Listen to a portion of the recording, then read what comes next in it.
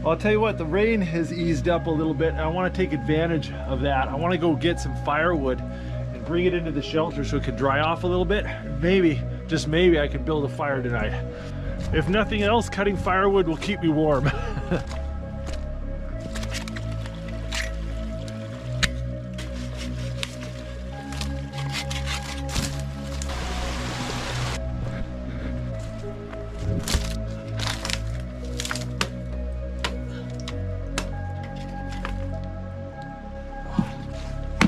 Look at that, there's water all the way through that log. Oh.